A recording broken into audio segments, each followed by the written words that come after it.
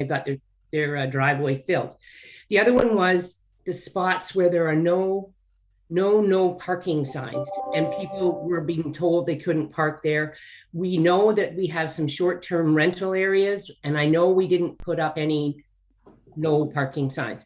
I talked to the public works administrator, and like he said, how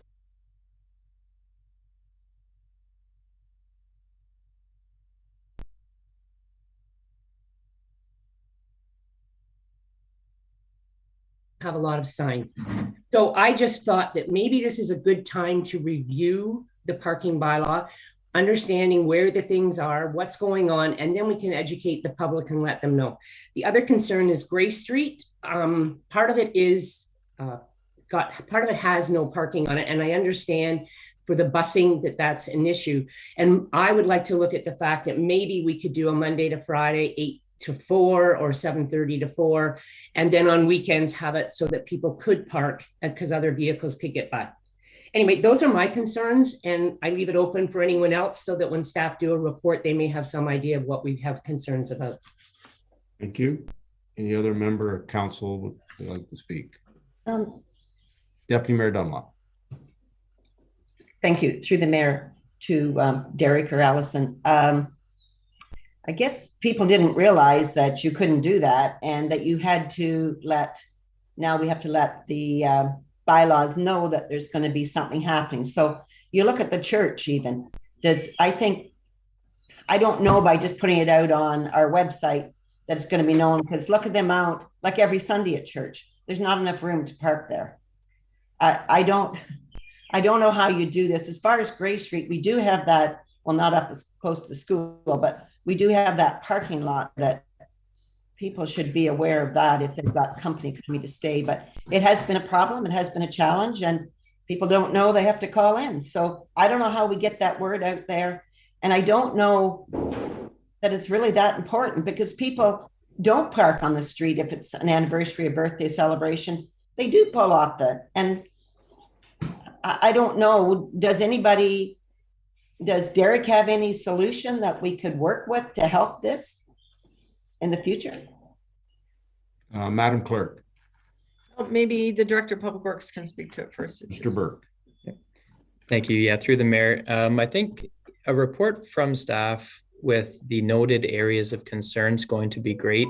We certainly do know there are a few parking bylaw within the Appendix C locations that aren't adequately signed, and that is something that staff are performing a review and making sure we do have the appropriate signage in place. That'll resolve some confusion, but maybe we do have some excessive amount of parking restrictions in areas that can accommodate more parking. There are opportunities to expand parking lot facility, a municipal parking lots facility, and by that I mean more advertising, line painting, ensuring we maximize the effectiveness of our existing municipal parking facilities. So those are a couple of options. And then, of course, using our communications group, a healthy education program to, make our community aware of what is permitted and what's not before they get a ticket. Thank you. Deputy Mayor Dunlop. Further to that, then I think it needs to go on our website. Well, we had a problem with the tent permit the other day. People were unaware of that. So I think it's all this new bylaw just coming through, and people have just been doing what they've done for all their life, and now things have changed. And so a report back from Derek would be fantastic, and more on our website would help too. Madam Clerk. And happy to do a report with the Director of Public Works on the parking bylaw and come back. The limited time regulation parking has been listed on our new website since it was launched. So that is up there and is available online for anybody who's looking for it. With respect to how we ticket, our summer students have been speaking with people far more than they have been issuing tickets. And I do want to make sure that that is out there to be fair to them. Out of the number of stops they've undertaken, they've only issued a limited number of tickets in respect of that. Most of the areas they have issued tickets for were Centennial Beach Park, or we're up where we do have issues with parking up around boat launches and stuff like that. So most of the tickets they have been issuing are targeted to the areas we've identified for them to be doing. Recognizing that Gray Street was an issue a week or so ago, or 2 weeks ago now, we told them to cease any sort of enforcement on that until we could get that squared away. So we are working with people. With respect to ticketing residents versus out-of-town visitors, that line's fairly hard to do. We do not have the ability to check plates when we're out and about. And we don't know if someone just moved here and just hasn't updated, even if we did updated their driver's license, right? So we don't have the ability when they're out and about to discern between a visitor and a resident. They just have to take the plates for where they are. They do routes where they go through and they check times, and if folks are over the free parking window of time for a downtown core, whether it's Muskoka Street or in Coldwater, they are issued the respective tickets. And we do receive, if we don't proceed that way, we receive just as many complaints from the businesses that are telling us that people are parking there and they're not seeing the turnover in front of their businesses. So it's a balancing act. I just want to make sure that that's out there. It is a bit of a balancing act with respect to the downtown cores of, in particular, Washego and Coldwater. But as the director noted, we will be pleased to bring back a report that can have a fulsome discussion on the whole thing. Thank you. Councillor Taylor, I'll just let you speak before. No, actually, Derek covered what I was getting at. Thank you. So Councillor I just wanted Fox. to finish mine. Okay, Please. go ahead, Deputy Mayor Dunlop. So through the mayor to Allison, when you talk about putting on the website, I think it needs to go on our Facebook page too, because that's where the permits that we're all crazy on the weekend. So if you can put that on Facebook, that would be great, because not everybody reads and not everybody can read our website. Thank you. Thank you. Councillor Cox. Yeah, through the chair to clerk. Yes, Allison, I totally agree. And if people do park on the main street too long, there are signs up that they do. And I just have been trying to tell people too, that if there's an event, to please let us know, because it's those that they let us know, then we don't need to worry about our tourists coming in and getting it. And I mean, I haven't got a problem. If a sign tells you that you're not supposed to be there, then you're not supposed to be there. So that's it. And then, so I've been telling them, like for the garage sale and all our other big events, that they're not coming in to just do that. That's not what they're there for. They're out to find places where they're breaking the rules. Thank you. Madam Clerk. And thank you, Your Worship. Just to that effect, staff has developed a running list of community events and such. So if council is aware of a community event going on of any substance, then please let us know. We will add that to our magic list, and we'll work with it from there. So we have stuff like Canada Day, the Port Severn Festival, your garage sale this weekend in Coldwater. We have Steampunk in August, all those various events. And we've had one person call already to say we're having a wedding in our backyard. So please just let us know if you know of anyone, or if you get a call, just refer them on to me and we will just add them to our magic list. Thank you. Councillor McIntyre. Through the mayor to the group, is it possible, or would it make sense to extend over the summer hours the 2-hour limit to 3 or possibly 4 with an adjustment to the bylaw for that period timeline? Or is that a lot of work, a lot of sugar for a nickel, do you think? Madam Clerk or Derek, I'm not sure. Who would like to answer that? I guess my thoughts would be is that for the amount of work it's going to be to do that, I don't know if you're going to get the progress you want to see. Most folks are pretty used to the time limits in downtown Coldwater and on Muskoka Street and around some of our boat launches and parking related. So, and the signs are already up. So if we want to go and change that, then we have to change all our signs too. Well, supplemental through the mayor to the clerk.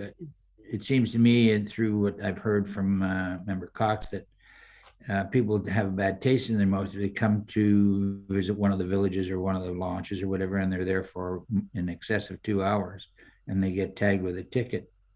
They're leaving the area with an unhappy experience. So I think that possibly there's got to be a way we can adjust it for seasonal, I think, somehow. Unless I'm off base, I'm not certain of it, but I wouldn't want to come to Coldwater and walk the streets and go to the mill and have lunch, and I'm 2 hours and 30 minutes and I get a ticket for it. It wouldn't make me feel very well. Just wondering about what everybody else's thoughts were on it. That's all. Thank you. Councillor Cox? Yeah, supplemental through the chair to Councillor McIntyre. That isn't where the complaints have come from, Jim. Sorry. They've come from mainly residential areas where there's no signs and they didn't realize that those are there. Our main street, as Allison said, most of our concerns come from the stores, that people who own stores or work at stores or do things at stores stay for 3 or 4 hours. And that takes up our parking spots in front of on the main street. So I think people, like the tourists, are good about their parking on the main street, and a lot of them park over the community center or at the parking lot at the fire hall. It's other areas that we've never enforced before, and they didn't know they were there, and they're not posted. Okay. At least in Coldwater.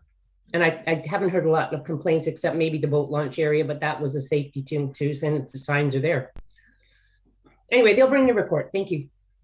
Any further comments?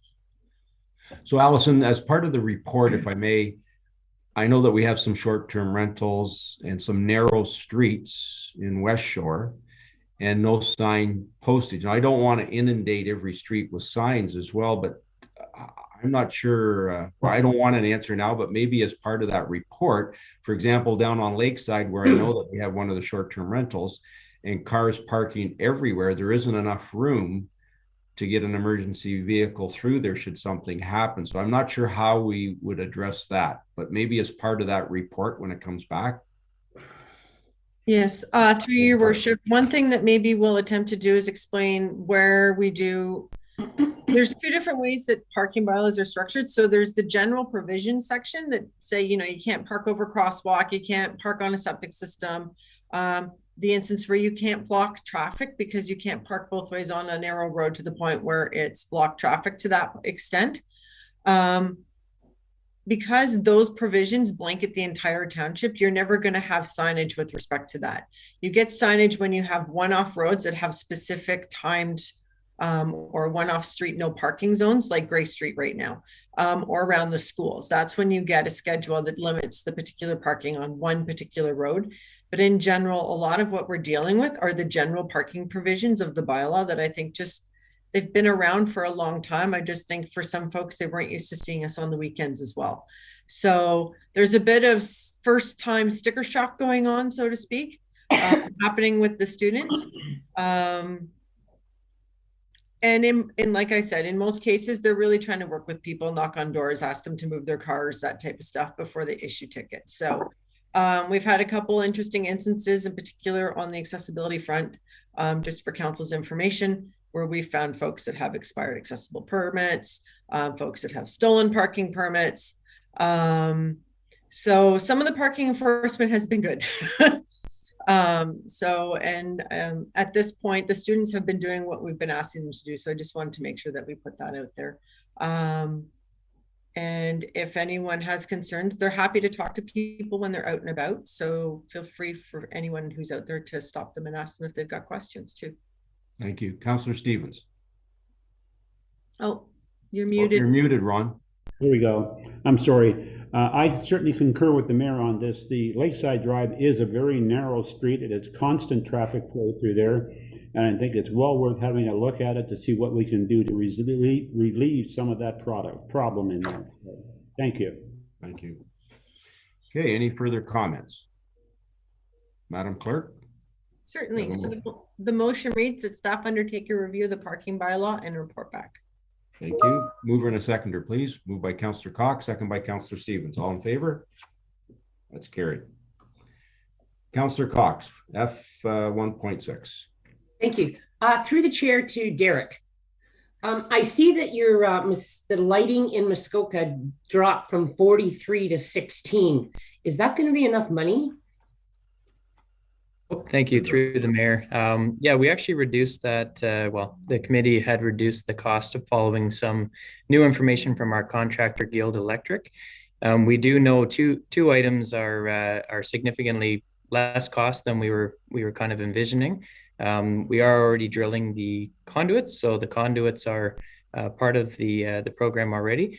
And then the design consultant had given us a break after we asked and advised that this is a community-based project, and the surplus funds weren't flowing. So we requested a reduction, and they certainly reduced the cost. So it is our anticipations that 16,000 is the maximum cap for as far as we can get for a duplex outlet on that right of way. Okay, thank you. I was just concerned because I know that it's been something that you've wanted to get going. Thank you. Any further comments?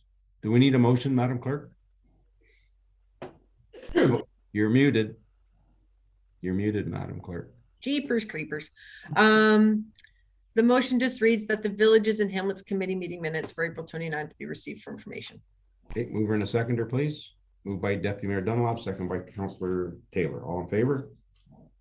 It's carried. Thank you. So we're moving on to, are we going to do the bylaws before we go in camera, Madam Clerk? Yes, the general bylaws, yes. Okay, do you have a motion? No. I believe Deputy Mayor Dunlop has her Oh, card. sorry, Deputy Mayor Dunlop. Thank you. Through the chair, or through the mayor, sorry. Bylaw 2022-09. In there, you talk about derelict vehicles being like no licensed and that type of thing. I know we have a derelict vehicle sitting on private property in Coldwater, but they're actually using that as a decoration. And I know they got the idea from Bancroft, who has a derelict vehicle in front of their store, and it's called the Tin Shed. And they decorate it up. And I know this one has been decorated up at Christmas time and that, and it's actually been made into a postcard. So that's how much people actually like that. So I don't know where we stop this and say, okay, you can't have an antique car, truck, whatever out on your property for so-called decoration. So I wanted to know if somebody could kind of clarify that for me. Thank you, Madam Clerk. Thank you, Mayor Burkett. So we're happy to work with that property owner if they just want to give us a shout. Staff are really after the junkyards and the ones that are falling apart on properties. We're not looking to go after decorative ones, provided the decorative one isn't, rust falling apart on the front lawn and we're getting complaints from the neighbors. If we were, then we'd have to find some middle ground with the owner. But if it's just an empty old car that's being used for like a flower bed under the hood, I've seen it. I understand where you're going. I just interrupt you. I didn't want this to be etched in stone here. Then everybody's going to start going after this one person. So no. I will speak to them and ask them to contact you or Derek. Okay. Sure, just me. And just a reminder for these two bylaws, so clean and clear on property standards, we respond unless we see like a severe health and safety issue or a house that's about to blow over. We respond on a complaint basis only. So just a reminder to council. So okay, so Deputy Mayor Dunlop. Thank you for that. Were you going to put these bylaws all through in one motion? Yes. Or individually? We typically do them all by consent, Madam Deputy Chief. Exactly. I just want to be clear on that because I had sent an email to Andrew Plunkett for 2022-31, being a bylaw to impose levy, etc. I just wanted Andrew to just go through that one more time to make sure we're all clear on exactly, because I've never seen this actually again in a bylaw. We know it, we've talked about it, but I'd like Andrew just to slip through it again for us. It won't take long. Thank you, Mr. Plunkett. Thank you, Mr. Mayor. If everybody just turns to that particular bylaw, the first page just gives us the authorization to levy taxes for the municipality and the school board and the county. So if we get into the second page, this actually gives us how much money we're generating. So for the township, we're generating $11,548,255 for general operations. So that's for operating and capital for the municipal operations. We're generating a little over $2 million for policing services. And you notice on here, the next paragraph, we're generating $8.7 million for the county. Now the school board doesn't tell you specifically how much you're generating. But based on our tax rates and our assessments, that amount is just under 6.2 million. The next paragraph shows that the Coldwater Business Improvement Area has requested a $30,000 revenue this year. And what that does is we levy that directly to the business owners in Coldwater. So the next piece on here, I mean, it tells you how you can pay, and it provides the due dates, which are August 8th and October 8th. Now you'll notice that this doesn't include March 8th and May 8th, and that is simply because this is the final tax rate bylaw. We do issue an interim tax rate bylaw early in the year as well. That outlines those dates.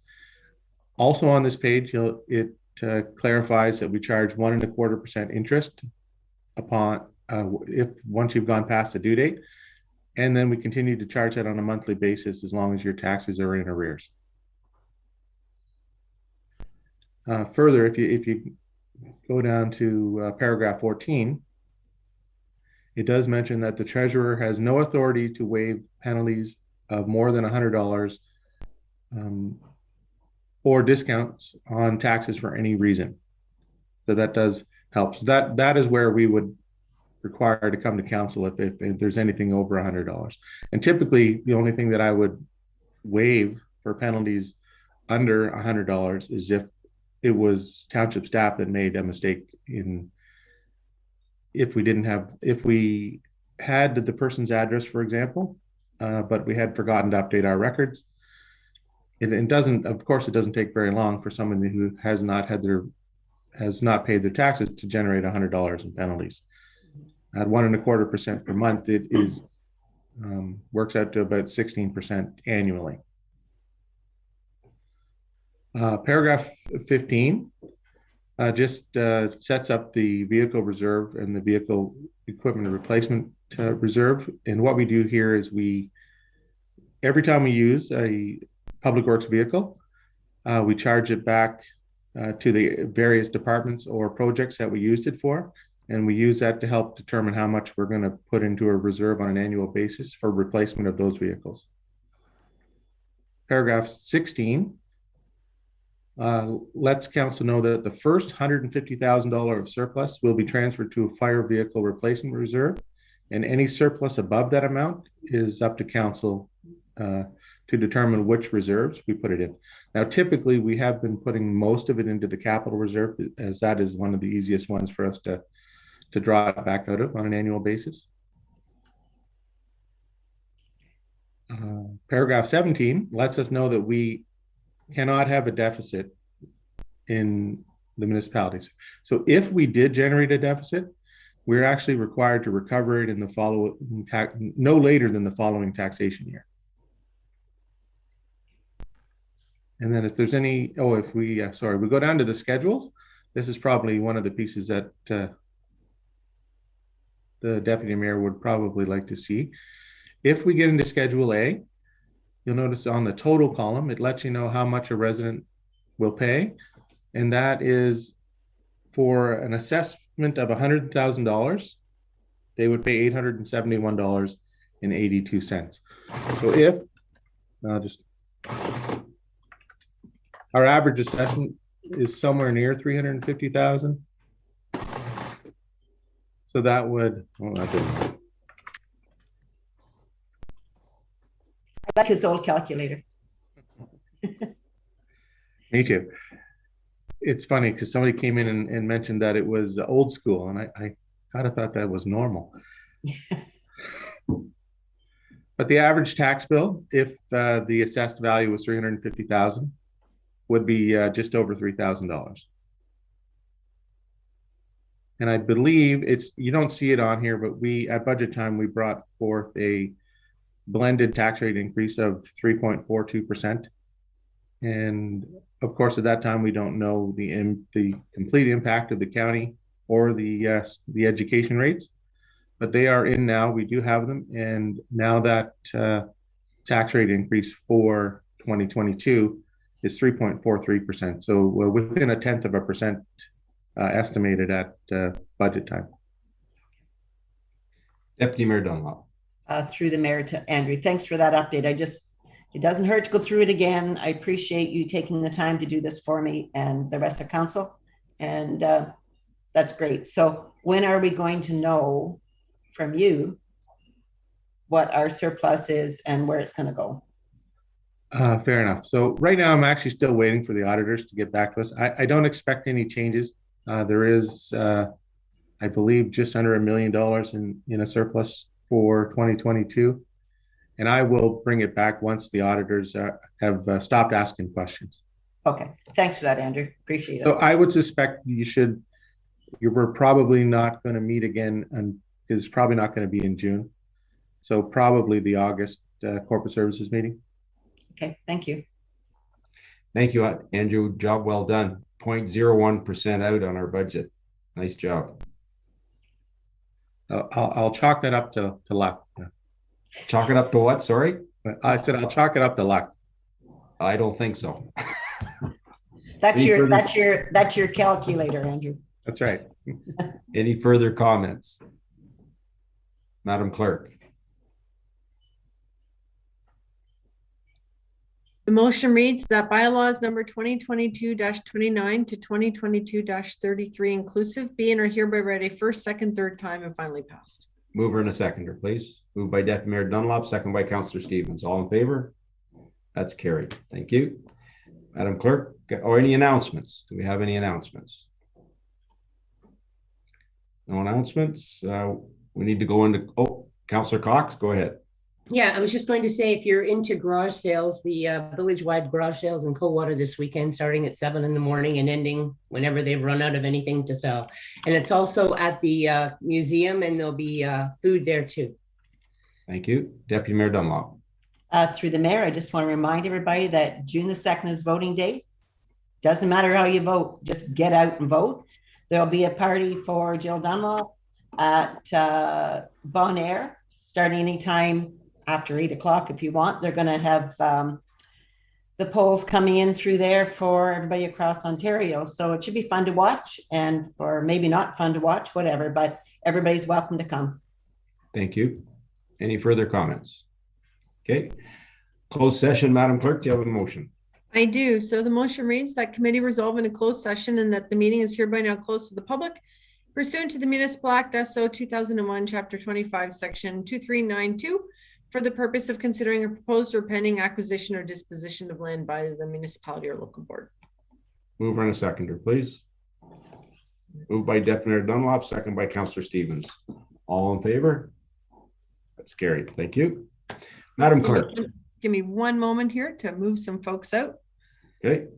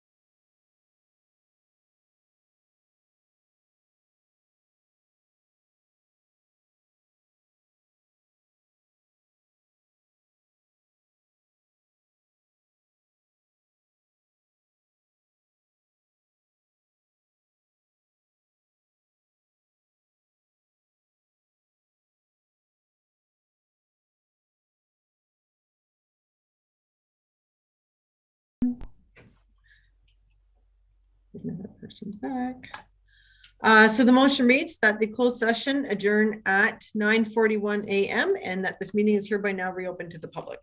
Mover and a seconder, please. Moved by Councillor McIntyre, second by Councillor Cox. All in favor? It's carried. Thank you. Thank you.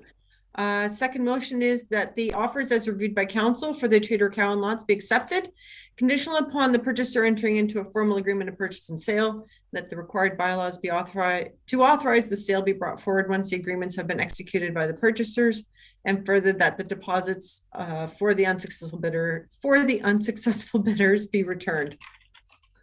Mover and a seconder, please. Moved by Councillor Taylor, second by Councillor Cox. All in favor? It's carried. Thank you. Madam Clerk, confirmation bylaw. Thank you. Motion reads that bylaw number 2022-34 be and is hereby read a first, second, third time and finally passed. Mover and a seconder, please. Moved by Councillor Stevens, second by Deputy Mayor Dunlop. All in favor? It's carried. And adjournment. Madam Clerk. Motion reads that this meeting is hereby be and is hereby now adjourned at 9:42 a.m. Thank you. Mover and a seconder, please. Moved by Councillor Cox, second by Councillor Stevens. All in favor? That's carried. Thank you very much, everyone. I can tell you how humid and wet it is here. I'm here